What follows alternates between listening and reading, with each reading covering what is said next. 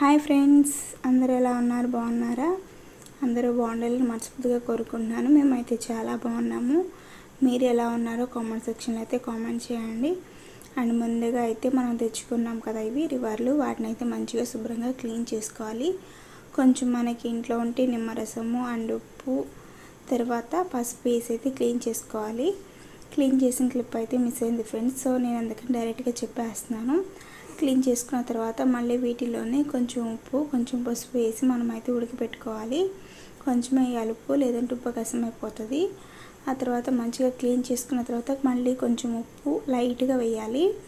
కొంచెం ఉప్పు వేసి పసుపు వేసి ఉడికించుకోవాలి ఫ్రెండ్స్. మంచిగా మనకి ఉడికినట్లు ఎలా తెలుస్తాయి అంటే అవి కొంచెం దగ్గరగా వచ్చేస్తాయి. కొంచెం పెద్దగా ఉన్నాయి కదా, వాటర్ కంటెంట్ మొత్తం బయటకు వచ్చేసి మనకి ఈ విధంగా అయితే కనిపిస్తూ ఉంటాయి. సో అప్పుడైతే స్టవ్ ఆఫ్ చేసుకుని వాటర్ వంపేసుకోవాలి.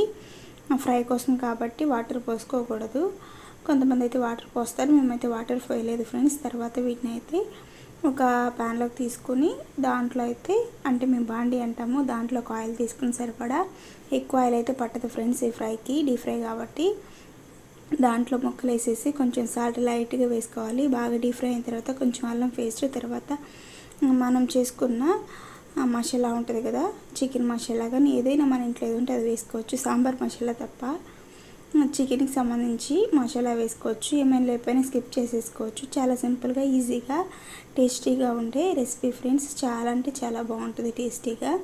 మనం ఇది స్నాక్స్లా కూడా తీసుకోవచ్చు అండ్ రైస్లో కూడా తీసుకోవచ్చు, ఏదైనా గ్రేవీ కర్రీతో. అండ్ ఇవి తలకాయ చారు అట్లాంటివి కూడా వేసుకున్నప్పుడు ఈ ఫ్రై అనేది చాలా టేస్టీగా ఉంటుంది. అండ్ మంచి స్మెల్ కూడా వస్తుంది ఫ్రెండ్స్ మనం లాస్ట్లో మసాలా వేయడం వల్ల. మసాలా మాత్రం స్కిప్ చేయకండి. అండ్ మీలో ఇంకెవరైనా సబ్స్క్రైబ్ చేయని వాళ్ళు ఎవరైనా ఉంటే సబ్స్క్రైబ్ చేయండి ఫ్రెండ్స్. అండ్ సపోర్ట్ చేయండి, లైక్ చేయండి, షేర్ చేయండి. కన్ఫామ్గా మాత్రం సబ్స్క్రైబ్ చేయడం మర్చిపోకండి.